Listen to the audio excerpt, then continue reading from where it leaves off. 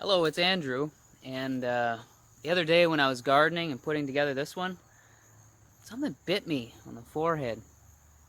What is that? Something got me. Anyways, I got a bump there. Don't let it distract you.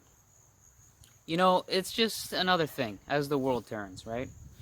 And especially the 24-hour news cycle with the news and that sort of thing, right?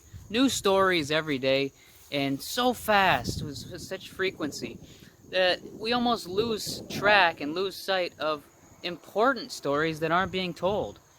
And I'm not finished talking about the election. I mean, it was only 10 days ago and coverage has dropped off to nothing. Well, I'd like to spend the next few minutes here talking about the re-election bid of Mr. Eric Kuzmerchek, who won for Windsor-Tecumseh, one riding over.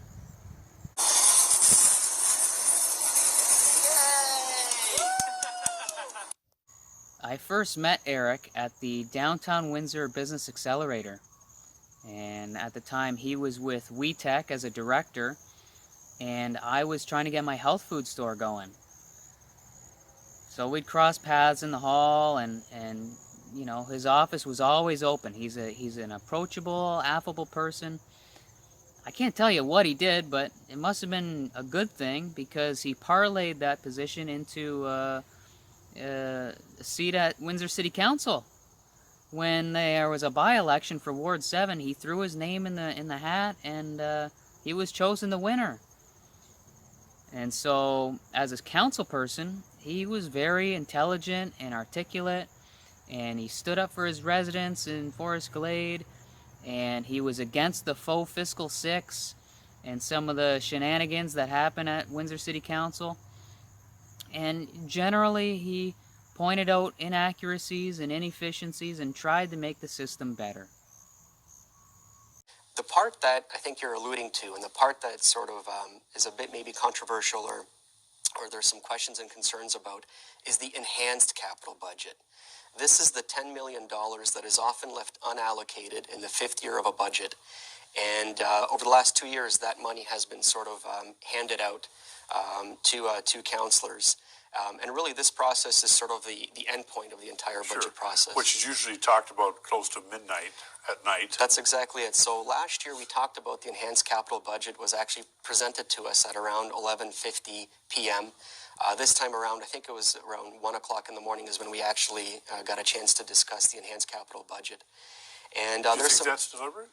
I don't know if it's deliberate or not, but I can tell you that the enhanced capital budget process is broken. And we should be able to do better than that. I'll give you an example. The residents of Ward 7, we make up 11.5% of the city's population. And we also represent 11.5% of the voters. And yet, over the last 2 years, Ward 7 has received only 2.5% of the enhanced capital budget allocations across the city. This year you got $400,000. $400,000, yes, Okay. out of $10 million. Out of 10 million. So it's not an equitable system. You know, he kind of made a name for himself, and he did good things for the residents of Ward 7. And so when the Liberals came calling for federal politics, Eric rose to the occasion again. Resuming debate, the Honourable Parliamentary Secretary to the Minister of Employment and Workforce Development and Disability Inclusion. I would like to thank the residents of Windsor-Tecumseh for their trust in me to be their voice in Ottawa. And I mean no disrespect here, but does anyone else think it's ironic that Justin Trudeau chose Eric Kuzmerchek to be his parliamentary secretary for employment and workforce development? I mean, he represents Windsor-Tecumseh, which is, as we all know, the unemployment capital of Canada. It has been like 30 out of the last 31 years, something like that. And it's only going to get worse. And in cross-border communities like Windsor-Tecumseh, we have felt the full force of COVID-19's terrible impact. He's talking, of course, about the American consumer and how those tourist dollars are no longer flowing into the Windsor-Essex economy. You know, it used to be that gosh, there's something like 10 million Americans within an hour's drive of the border, okay? It used to be that a fraction of those 10 million Americans would come over into Windsor, Essex, spend their dollars, their American dollars on Canadian soil. They'd get their 35% appreciation on the currency, and they'd have a great time, participate in our tourist activities, and they would boost our economy. Well, that has been done, and it's not coming back, okay? All the businesses and small businesses, not just on Erie Street and Ottawa Street and the high-end restaurants that used to count on American tourists coming over. I mean, our wineries and, some of the other tourist attractions throughout Essex County, they are not going to see American consumers anymore. And, that's done. And this COVID thing has crushed small businesses, has crushed the service-based businesses and health and beauty and gyms and restaurants. I mean, so much. And has anybody driven down Tecumseh Road lately? It's like the stretch between McDougall and Walker Road is at 75% vacancy. There's boarded up plywood windows on commercial buildings.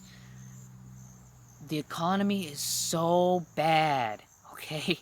There's job losses everywhere. And now with these vaccine mandates rolling out and whatever else they're cooking up, there's going to be firings and job losses of important, professionals. Nurses and doctors are going to be fired, and potentially teachers and firefighters and ambulance and, all these other professional services. We're going to have job losses across the board. Is there any semblance of a plan to get people working again? Is there any innovative ideas that the Liberal caucus has to boost employment in our region? And this bold leadership on climate change presents a golden opportunity to grow and strengthen automotive and manufacturing jobs right here at home. And with a strong Liberal government by our side, we not only have an opportunity to bring electric vehicle manufacturing to Windsor, Essex, we have an opportunity to bring battery manufacturing here as well. And that means thousands of jobs. Economies around the world have been wrecked and ruined because of this COVID nonsense. And, is there a market for electric vehicles anymore? Is there a market for electric batteries and this technology that he's talking about?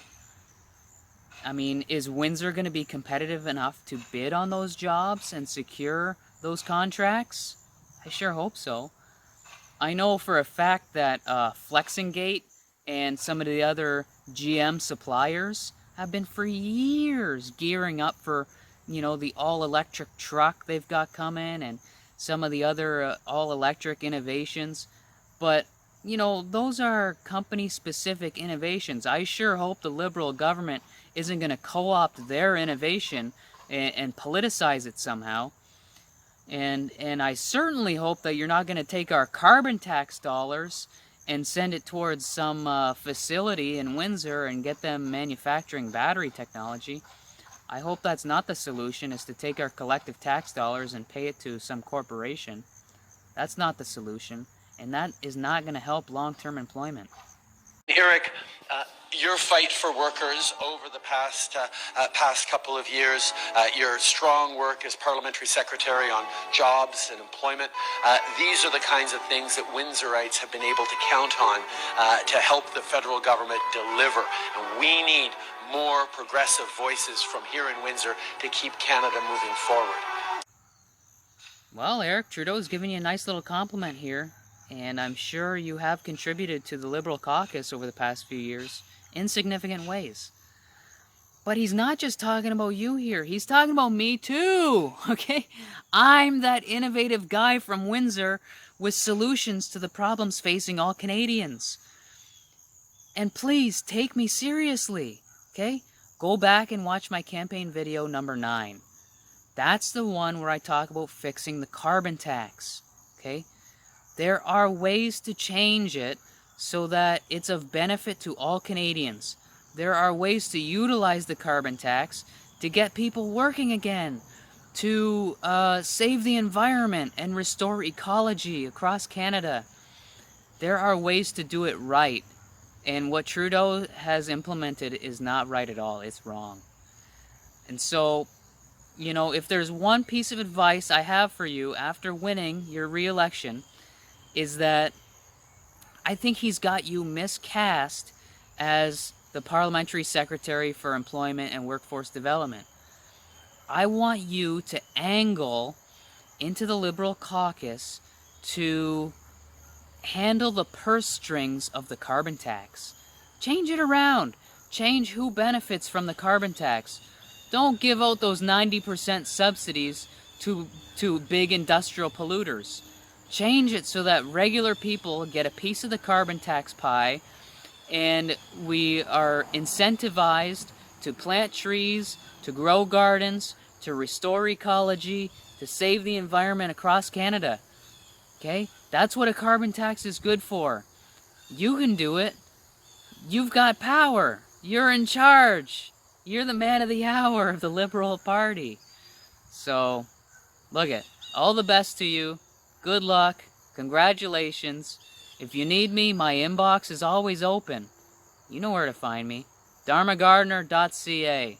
Go watch my campaign movies. You'll learn something.